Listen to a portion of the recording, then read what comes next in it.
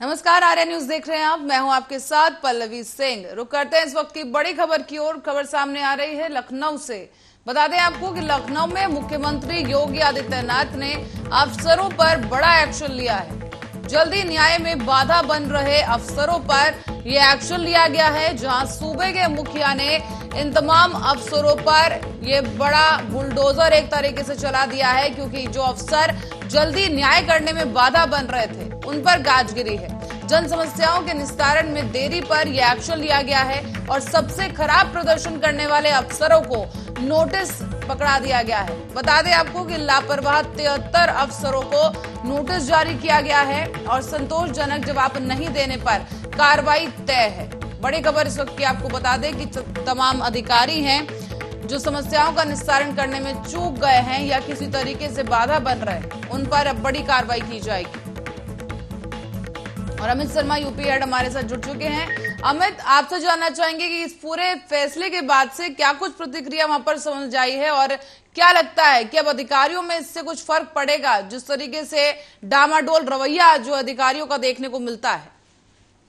जी बिल्कुल, मैं बता दूं आपको, जिस तरीके मुख्यमंत्री योगी आदित्यनाथ द्वारा जो कल जो एक्शन लिया गया है, ये बिल्कुल जो बिगड़ती कानून व्यवस्था है उसकी लगातार शिकायतें गृह विभाग को मिल रही थी, जिसके बाद में मुख्यमंत्री योगी आदित्यनाथ ने कल जो बड़ा एक्शन लिया है, 73 अफसरों को नोटिस जारी किया गया है, जिसमें जो त्वरित जो समस्याएं जो थी जिनका निस्तारण समाधान जो तत्काल हो जाना चाहिए था, ऐसी समस्याओं का भी निस्तारण तत्काल नहीं किया गया। ऐसे अधिकारियों को जिनकी संख्या 73 है उनको नोटिस जारी किया गया है और उनको कारण बताओ नोटिस दिया गया है, जिसमें उनसे पूछा गया है कि ये समस्याएं जो थी त्वरित निस्तारित करने वाली समस्याएं थी, इनका तो अमित, कोई समय सीमा निर्धारित की है क्या कि कब तक इस नोटिस का जवाब देना होगा अधिकारियों को? जी बिल्कुल, ये 1 हफ्ते का इनको समय दिया गया है। 1 सप्ताह के अंदर इनको अपनी रिपोर्ट पेश करनी होगी। उसके अलावा 10 शासन स्तर के विभागाध्यक्ष हैं, उनको भी नोटिस जारी किया गया है और कई बड़े जिलों के डीएम हैं, कमिश्नर्स हैं और विकास प्राधिकार के जो उपाध्यक्ष हैं वो भी मुख्यमंत्री रडार पे हैं और जल्द ही इनके खिलाफ भी कार्रवाई होगी। इनको नोटिस जारी करने की प्रक्रिया चल रही है। तो अमित, 73 लोगों के नाम सामने आए हैं, क्या लगता है क्या लिस्ट और भी बड़ी हो सकती है या और भी अधिकारियों के नाम इसमें जुड़ सकते हैं? जी बिल्कुल, लगातार जिस तरीके से बिगड़ती कानून व्यवस्था और जिस तरीके से लोगों की समस्याएं लगातार बढ़ती जा रही हैं, समाधान दिवस होने के बाद में भी लेकिन लोगों की समस्या का समाधान नहीं हो पा रहा है और सारी शिकायतों का जो डाटा है गृह विभाग पहुंचता है, उसके बाद में लगता यही है कि अभी और भी बड़ी कार्रवाई होने की संभावना इसमें है। तो अमित, क्योंकि काफी जो इस बार जो कार्यकाल देखा जा रहा है योगी सरकार का, लगातार जो पुलिस के आला अधिकारी, आईएएस रैंक के जो अधिकारी हैं, उनके तबादले किए जा रहे हैं। तबादला एक्सप्रेस काफी रफ्तार से चल रही है और अब ये बड़ा एक्शन सामने आया है, तो क्या लगता है कि पुलिस पर कहीं ना कहीं सरकार का शिकंजा है? कहीं ना कहीं से जिस तरीके का डामाडोल रवैया पुलिस की तरफ से सामने आता रहा है, उसको कसने के लिए सरकार की तरफ से कार्रवाई जारी है? बिल्कुल, जैसा कि कल मैंने आपको बताया था, जब आईएएस और पीपीएस अधिकारियों के कल तबादले किए गए थे, फिर भी मैं बताया था कि अभी और अधिकारियों के तबादले होने हैं, जिसमें काफी समय से कई जिलों में जमे हुए जिलाधिकारी हैं, मंडलायुक्त हैं, एसएसपी हैं, अभी उन पर भी कार्रवाई होनी है। तो अमित, इस बार कहा जा रहा है कि जो रिपोर्ट सामने आएगी उसके बाद जो कार्रवाई होना भी तय है, तो क्या लगता है क्या कुछ कार्रवाई देखी जा सकती है? जी बिल्कुल, बता दूं, इनके खिलाफ विभागीय कार्रवाई की जो संतुष्टि है वही की जाएगी। उसमें ये अपना कारण बताओ नोटिस का जवाब देंगे, फिर बताएंगे कि जो समस्याएं थी इनका निस्तारण जल्द क्यों नहीं किया गया था। जी चलिए अमित, बहुत बहुत धन्यवाद इस जानकारी के लिए। दर्शकों को एक बार फिर से बता दें कि यहाँ पर योगी सरकार की तरफ से एक बहुत ही बड़ा फैसला लिया गया है, जहां पर जो तमाम अधिकारी हैं, जो अफसर हैं, उनसे कारण बताओ नोटिस जारी कर दिया गया है और 1 हफ्ते के अंदर जो है उन्हें जवाब देना पड़ेगा। करीब 73 अफसरों के नाम इस सूची में जारी हैं और संतोषजनक जवाब नहीं देने पर कार्रवाई होना तय है। दरअसल आपको बता दें कि जन समस्याओं के निस्तारण को लेकर योगी सरकार का ये बड़ा एक्शन है। जो भी अधिकारी, जिन्हें संबंधित अधिकारियों को समस्याओं के निस्तारण के आदेश दिए गए थे लेकिन समस्या का निस्तारण नहीं हो पाया है, ऐसे अधिकारियों पर ये गाजगिरी है जो किसी तरीके से बाधा बन रहे थे विकास कार्यों में या फिर जन सुनवाई के दौरान जो भी निर्णय लिए गए उन्हें पूरा करने में जिन्होंने समय दिया है, उन सभी अधिकारियों को कारण बताओ नोटिस सरकार की तरफ से जारी कर दिया गया है। जन समस्याओं में लापरवाही बरतने वाले अफसरों पर योगी सरकार का बड़ा एक्शन है। कारण बताओ नोटिस जारी किया गया है और कहा जा रहा है कि संतोषजनक जवाब नहीं देने पर कार्रवाई होना तय है, यानी बड़ी कार्रवाई देखी जा सकती है।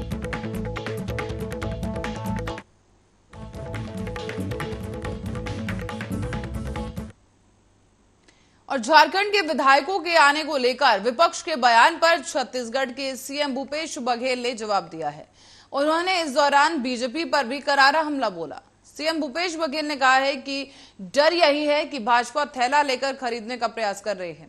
ईडी और आयकर विभाग से डराने का काम किया जा रहा है, तो लगातार ये कार्रवाइयां जारी हैं। और ऐसे में उन्होंने ये भी कहा कि रमन सिंह ये बताएं कि यहां हमारी पार्टी के गठबंधन के विधायक जो कि झारखंड से आए हैं और वो बीजेपी तो दूसरी पार्टी के नेताओं का अपहरण करके ले जाते हैं। मध्य प्रदेश, राजस्थान, कर्नाटक और अभी महाराष्ट्र के विधायकों को ले गए थे और अब भाजपा विपक्ष को बर्दाश्त नहीं कर पा रही है और इसीलिए निर्वाचित सरकार को गिराना चाहती है। इस दौरान उन्होंने अपने बयान में और क्या कुछ कहा, आप भी सुनिए सीएम की बयान। पूरे प्रजातंत्र का चीरहरण कर रहे हैं। ये भी आए हैं इसलिए उनकी कुछ शौक है, लेकिन भारतीय जनता पार्टी बर्दाश्त नहीं कर पा रहा है विपक्ष को।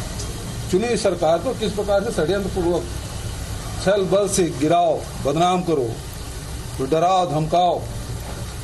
आखिर कांग्रेस के 3 विधायक कलकत्ता में पैसा लेके पकड़े गए जेल में। कौन खरीद रहा था? तब इनका माथा शर्म से नहीं झुका। और इस बीच आपको बता दें कि दिवंगत पंजाबी सिंगर सिद्धू मूसेवाला के पिता को एक बार फिर से धमकी मिली है। बता दें आपको कि ये धमकी सोपो ग्रुप नाम के गैंग की ओर से सिद्धू मूसेवाला के पिता बलकौर सिंह को दी गई है और सिद्धू की ऑफिशियल मेल आईडी पर एजे बिश्नोई नाम के गैंगस्टर ने धमकी भरे एक मैसेज को भेजा है। आपको बता दें कि कहा गया है इस मैसेज के दौरान कि वो गैंगस्टर के मुद्दे पर अपना मुंह बंद रखे, नहीं तो उनका हाल सिद्धू मूसेवाला से भी ज्यादा खतरनाक होगा। जानकारी के मुताबिक इस धमकी भरे ईमेल में गैंगस्टर ने बलकौर सिंह के साथ अपने साथी गैंगस्टरों के बारे में कुछ ना कहने और चुप रहने के लिए कहा है। धमकी दी गई है और कहा गया है कि सिद्धू मूसेवाला ने उनके साथियों को मरवाया था, इसीलिए बदला लेने के लिए सिद्धू मूसेवाला को मार दिया गया। अब धमकी देने वाले ने यह भी कह दिया है कि अगर बलकौर सिंह ने लॉरेंस बिश्नोई और जग्गू भगवानपुरिया का सुरक्षा को लेकर कुछ बोला तो उसका हाल उसके बेटे सिद्धू मूसेवाला से भी ज्यादा बदतर होगा। गौरतलब है कि मूसेवाला के पिता बलकौर ने कुछ दिन पहले ही सवाल उठाया था कि उनके बेटे सिद्धू की हत्या करने वालों को इतनी सुरक्षा क्यों दी जा रही है। उन्होंने ये भी कहा है कि अगर इतनी सुरक्षा सिद्धू मूसेवाला को मिली होती तो आज वो जिंदा होता। तो वहीं सिद्धू मूसेवाला हत्याकांड में एक संदिग्ध को अजरबैजान और एक को केन्या में हिरासत में ले लिया गया है। विदेश मंत्रालय ने गुरुवार को ही इसकी जानकारी दी। साथ ही साथ विदेश मंत्रालय के प्रवक्ता अरिंदम बागची ने कहा है कि भारत इन दिनों दोनों देशों के अधिकारियों से संपर्क में है और उन्होंने इस विषय पर सवालों के जवाब में यह भी कहा कि अभी उनके पास केवल इतनी ही जानकारी है। और आपको बता दें कि मूसेवाला की 29 मई को पंजाब के मनसा जिले में गोली मारकर हत्या कर दी गई थी।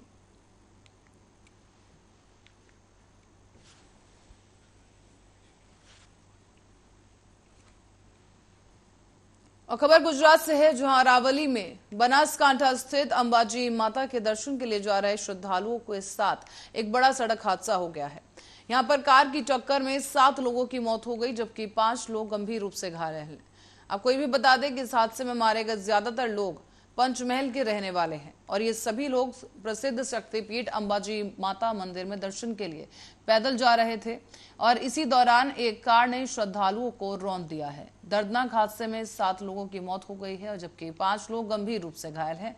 दरअसल आगामी 5 सितंबर से विश्व प्रसिद्ध धर्मस्थल अंबाजी में 6 दिवसीय भद्रवी पूनम मेले का आयोजन किया जाना है और ये मेला 10 सितंबर तक चलेगा। इसी के चलते भारी संख्या में जो श्रद्धालु हैं वो अंबाजी पहुंच रहे हैं। मेले के लिए बनासकांठा जिला प्रशासन और आरासुरी अंबाजी माता देवस्थान ट्रस्ट पिछले कई दिनों से तैयारियों में जुटा हुआ है। लेकिन इस बीच आपको ये बता दें कि अंबाजी मंदिर में देवी की कोई छवि या मूर्ति नहीं है, बल्कि यहाँ पर पवित्र श्री वीसा यंत्र को मुख्य देवता के रूप में पूजा जाता है। इस यंत्र को कोई भी नग्न आंखों से नहीं देख सकता है। साथ ही ये यंत्र की फोटोग्राफी प्रतिबंधित है और ऐसे ही इस मेले में भाग लेने के लिए ये तमाम श्रद्धालु जा रहे थे जिस वक्त ये हादसा हुआ।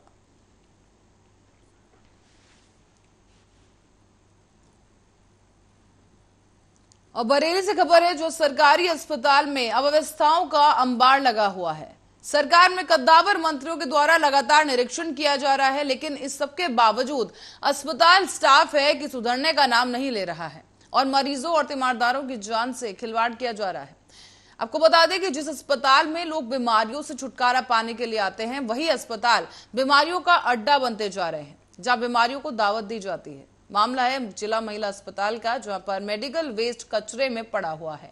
वीडियो में साफ तौर पर आपको भी दिखा दें कि यहाँ पर देख सकते हैं आप कि सरकार के नियमों को ताक पर रखकर किस तरीके से सरकारी अस्पताल चलाए जा रहे हैं। यहाँ पर जो बायो वेस्ट है वो कूड़े के ढेर में पड़ा हुआ है, लापरवाही के साथ डिस्पोज किया गया है। जो कूड़ा है जिसको काफी संवेदनशीलता के साथ डिस्पोज करना चाहिए था, लेकिन अस्पताल के परिसर में ही किस तरीके से गंदगी का अंबार है, ये अपने आप में सवाल खड़े करता है कि आखिर अस्पताल में लोग बीमारियों से निजात के लिए जा रहे हैं या फिर बीमारियों को दावत देने। इसी खबर पर ज्यादा जानकारी के लिए रुपेंद्र हमारे संवाददाता हमारे साथ जुड़ चुके हैं। रुपेंद्र, आपसे जानना चाहेंगे, इस वीडियो सामने आने के बाद क्या कोई कार्रवाई अब तक सामने आई है? जी देखिए, आपको बताना चाहूंगा, अभी तक तो कोई कार्रवाई नहीं हुई है। अब ये वीडियो चलने के बाद ये 2 दिन से ये वायरल भी हो रहा था, लेकिन आज हमारी आर्या न्यूज की टीम ने वहां जाके देखा तो नगर निगम के कचरे के डिब्बे के पास सुइयां, सिरेंज और इस तरह के गंदे कपड़े जो है, वो दस्ताने वगैरह जो होते वो सारे पड़े हुए थे, जो कि इन्हें जो है सही तरह से नष्ट करने के लिए बायोमेडिकल वेस्ट बनाया गया है। ये कूड़े के कचरे में इस तरह से डरा हुआ है, ये तो बीमारियों को बढ़ावा देना है। अब ये स्वास्थ्य विभाग की बड़ी लापरवाही है। अब देखने वाली बात तो यह है कि यहाँ वहां से सभी लोगों का गुजरना होता है, लेकिन किसी ने आज तक इस चीज पे ध्यान नहीं दिया गया। जी तो रुपेंद्र, कितने समय से इस तरह की समस्याएं सामने आ रही हैं? क्योंकि जिस तरीके से हम देख पा रहे हैं, काफी लापरवाही के साथ कचरे को फेंका हुआ है, जमीन पर बिखरा हुआ है पूरा कचरा, और अस्पताल के बाहर का यह नजारा ये अपने आप में काफी हैरान कर देने वाली बात है। जी देखिए, महिला चिकित्सालय की बात है। इस महिला चिकित्सालय की बात करें तो इधर जो है लोग कम जाते हैं, उधर तो महिलाएं ज्यादा जाती है, इसलिए जो है जेंट्स जाने का ज्यादा वो नहीं है। तो आज जब हम लोगों ने देखा, पहले भी कई दिनों पहले वीडियो वायरल हुआ था इस चीज का, तो जो है किसी ने भी संज्ञान नहीं लिया था। इसी तरह से ये आज फिर जब हमने खुद जाके देखा तो खुद हमने आंखों से देखा कि वहाँ सिरंजे पड़े हुए, गंदे कपड़े इस तरह के पड़े हुए हैं, जो कि प्रदूषण भी बढ़ रहा है, कुत्ते घूम रहे हैं वहां पर, गाय घूम रहे हैं। तो इस तरह की लापरवाही एक स्वास्थ्य विभाग खुद ही कर रहा है, तो ये बहुत बड़ा सवाल है। तो रुपेंद्र, क्या आपने अस्पताल के किसी कर्मचारी से बात करने की कोशिश की? उसकी तरफ से क्या कुछ सफाई दी गई है इस बारे में? जी देखिए, महिला CMS हैं जो अलका सिंह थे, उनसे जब बात की गई तो उन्होंने बताया कि हमारे संज्ञान में नहीं, हम देखेंगे तो हम कार्रवाई करवाएंगे, सफाई करेंगे, ये करें। तो बाकी जो है इधर उधर की बातें करने से कोई वो नहीं है, काम करने से होता है। सरकार जो है तनख्वाह दे रही है आपको, तो इसीलिए दे रही है कि जनता का हित हो, लेकिन जनता का अनित हो रहा है, बीमारियों को बढ़ावा दिया जा रहा है, ये बड़ा सवाल है। जी, तो रुपेंद्र, आपसे जानना चाहेंगे कि इस वीडियो को लेकर जो है, क्या आपने किसी अधिकारी से, स्वास्थ्य विभाग के किसी बड़े अधिकारी से इस बारे में बातचीत करने की कोशिश की कि आखिर अब क्या एक्शन लिया जाएगा? क्योंकि अस्पताल के कर्मचारियों की तरफ से साफ तौर पर पल्ला झाड़ दिया गया है कि मामला संज्ञान में ही नहीं है, लेकिन अपने आप में काफी बड़ी लापरवाही है। कई बीमारियों को दावत देना यहाँ पर है, किसी भी तरह की बीमारी यहाँ फैल सकती है। जी देखिए, इसकी बात तो CMS ही मालिक होती है, इसकी महिला अस्पताल की, तो उनसे ही बात की गई, तो उन्होंने भी पल्ला झाड़ने जैसी बात कही है। बोले हम देखेंगे, हमने तो कहीं देखा नहीं, हमारे अस्पताल में इतनी गंदगी नहीं है, ये नहीं है, वो। तो ये सारी बातें देखने वाली बातें हैं कि चल के देखना। CMS का काम है चारों ओर अस्पतालों को अपने परिसर में देखना कि कहाँ गंदगी है, कौन काम कर रहा है, कौन नहीं कर रहा है, कौन डॉक्टर नियम से आ रहा है, कौन नहीं आ रहा है। जब CMS खुद ही समय से नहीं आ पा रही है, तो 8 बजे आने का समय है, तो ये बड़ा सवाल है, तो डॉक्टर कहाँ से आ पाएंगे? वो सबसे बड़ी समस्या तो ये है। जी चलिए रुपेंद्र, बहुत बहुत धन्यवाद इस जानकारी के लिए। दर्शकों को एक बार फिर से दिखा दें कि आप देख सकते हैं किस तरीके से यहाँ पर कचरा पड़ा हुआ है, कूड़े का अंबार लगा हुआ है, और ये नजारा किसी कूड़े घर का नहीं बल्कि अस्पताल का है, जहां पर लोग बीमारियों से छुटकारा पाने के लिए जाते हैं, इलाज के लिए जाते हैं। लेकिन यहाँ पर जिस तरीके की तस्वीरें सामने आ रही हैं, ये अपने आप में काफी चौंका देने वाली हैं कि अस्पताल में इतनी बड़ी लापरवाही की जा रही है। और ये हाल तब है जब योगी प्रशासन में, योगी सरकार में लगातार निरीक्षण किए जा रहे हैं, सख्त हिदायतें दी जा रही हैं सभी अधिकारियों को, सभी विभागों को, कि जनता को ध्यान में रखकर काम किया जाए, जन सुविधाओं को देखा जाए। लेकिन इसके बावजूद इतनी बड़ी लापरवाही की जाती है, और सवाल पूछे जाने पर अधिकारियों का साफ कहना होता है कि ये मामला हमारे संज्ञान में नहीं। लेकिन ये मानना जरा मुश्किल है कि जिस अस्पताल में सीएमएस रोजाना जाती हैं उन्हें वही नहीं पता कि उनके अस्पताल के आसपास आखिर हो क्या रहा है।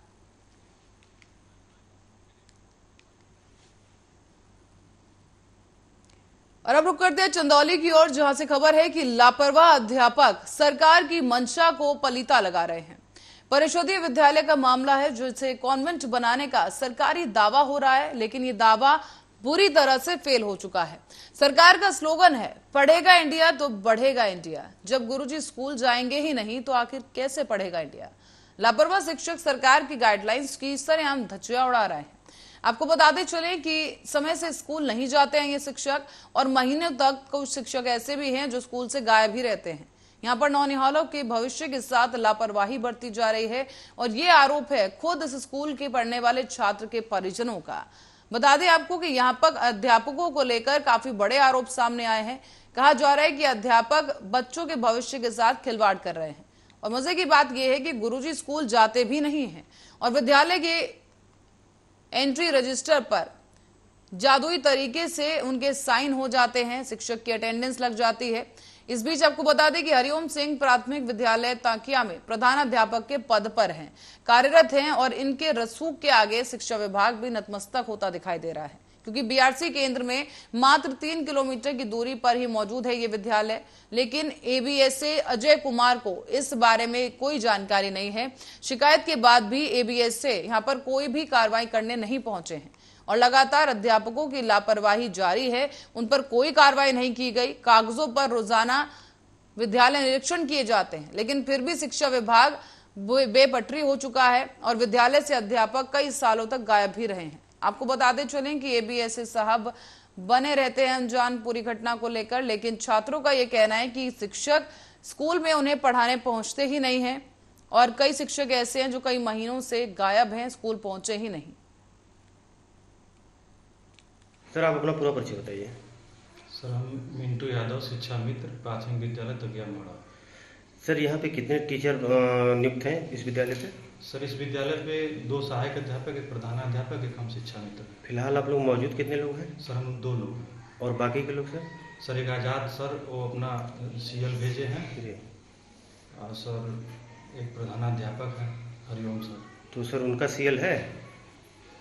सर उस सीएल की सूचना नहीं। सर डाला गया था सर, तो मतलब कोई स्टार्ट स्क्रीन वगैरह नहीं है सर, वही बता सकते हैं। और स्कूल खुलने का समय क्या है सर? सर वही 8 बजे। और इस समय क्या हो रहा है? सर 9-12। परिचय बताइए सर। मेरा नाम अशफाकुर रहमान है। मैं यहाँ प्राथमिक विद्यालय तकिया मड़ोर पे सहायक अध्यापक पद पर नियुक्त हूँ। सर कितने अध्यापक यहाँ पे नियुक्त हैं? यहाँ एक प्रधान अध्यापक, 2 सहायक अध्यापक, शिक्षा मित्र, कुल मिला के 4 लोग हैं। मौजूद कितने हैं? मौजूद 2 लोग हैं। एक मुझको आप देख ही रहे हैं, एक वो बगल वाले क्लास में है, तो श्री मिंटू यादव शिक्षा मित्र। और जो मौजूद नहीं है सर? जो मौजूद नहीं है श्री आजाद हैं, सहायक अध्यापक हैं, उन्होंने सीएल लिया हुआ है, और प्रधान अध्यापक नहीं है। मैं आया हूँ, मैं खुद ही आज लेट आया हूँ, मैं 7:45 बजे आया हूँ, मैं मऊ से डायरेक्ट आया। और अब बढ़ते अगली खबर की ओर। कानपुर देहात से खबर है, जहां रंगदारी न देने पर आधा दर्जन ऑटो सवार दबंगों ने कपड़ा विक्रेता के साथ मारपीट की है। फुटपाथ पर अपनी दुकान लगाकर कपड़ा विक्रेता 2 सालों से अपनी जीविका चला रहा है, लेकिन ये दबंग हर हफ्ते इस कपड़ा विक्रेता से 500 रुपए की वसूली करने पहुंच जाते हैं। यह हफ्ता वसूली लगातार जारी है, और कपड़ा विक्रेता द्वारा रंगदारी न दिए जाने पर दबंगों ने दुकान का सारा सामान बाहर फेंक दिया है। दबंगों ने कपड़ा विक्रेता और ग्राहकों के साथ भी जमकर मारपीट की, और जान से मारने की और दुकान में आग लगा देने की धमकी तक दे डाली गई है। अब आपको बता दें कि ये जो दबंग है, ये धमकी देने के बाद से मौके से फरार बताए जा रहे हैं, और कोतवाली अकबरपुर क्षेत्र के कस्बा अकबरपुर बढ़ापुर रोड का ये मामला बताया गया।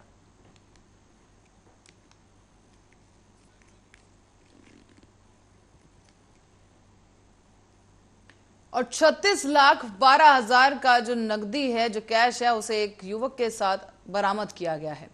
मामला है, आपको बता दें कि रेलवे स्टेशन का, जहां जीआरपी ने इस युवक को गिरफ्तार किया है।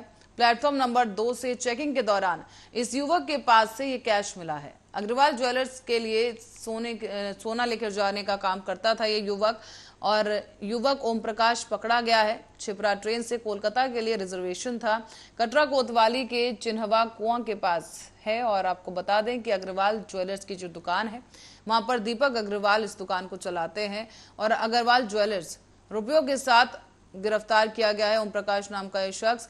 और आपको बताते चलें कि जीआरपी पुलिस अब इस शख्स से पूछताछ कर रही है। एक साथ मिले लाखों रुपए कैश से विभाग में भी हड़कंप मच गया है। तुरंत ही उच्चाधिकारियों को भी इसकी सूचना दी गई और इस व्यक्ति को गिरफ्तार कर थाने ले जाया गया है, जहां पूछताछ की गई है। और गिरफ्तार व्यक्ति ने बताया है कि वो कटरा कोतवाली के चिन्हवा कुआं के चौराहे पर स्थित अग्रवाल ज्वेलर्स में नौकरी करता है। ये दुकान स्थानीय कोतवाली के गणेशगंज मोहल्ले के दीपक अग्रवाल की है और वो उनके यहाँ पर नौकरी करता है। और रुपए लेकर वो शिप्रा ट्रेन से कोलकाता जाने वाला था, जहां से इसके बदले उसे आभूषण वापस लेकर आना था।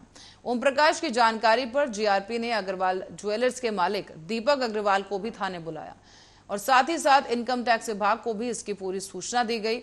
अब इनकम टैक्स विभाग के साथ मिलकर जीआरपी टीम जो है इस पूरे मामले की जांच में जुट चुकी है।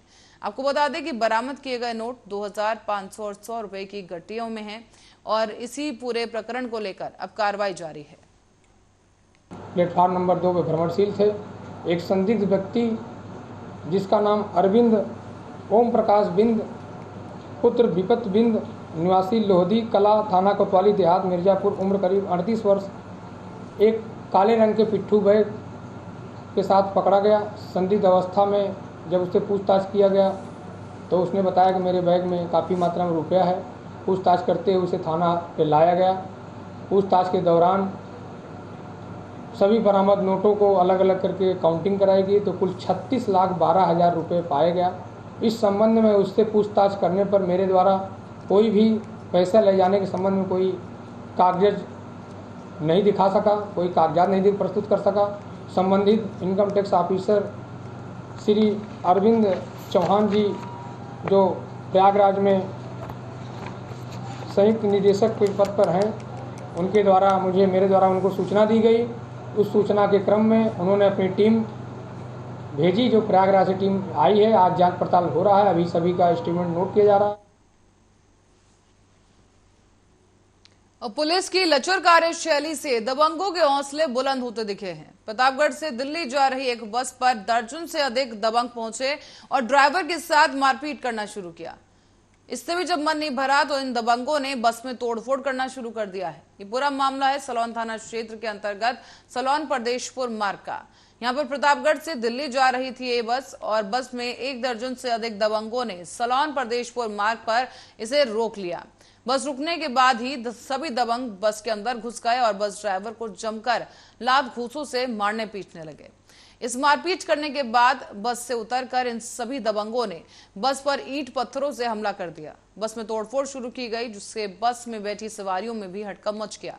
अब बता दें आपको कि सभी सवारियां जान बचाकर वहां से भागी और बस में तोड़फोड़ करने के दौरान बस की खिड़की में लगा शीशा, जिससे एक महिला के पैर में चोट लग गई है। और आपको ये भी बता दें कि यहाँ पर दबंगों ने तांडव मचाया और लगभग आधे घंटे तक इस तरह से उनका हाई वोल्टेज तांडव देखने को मिला है।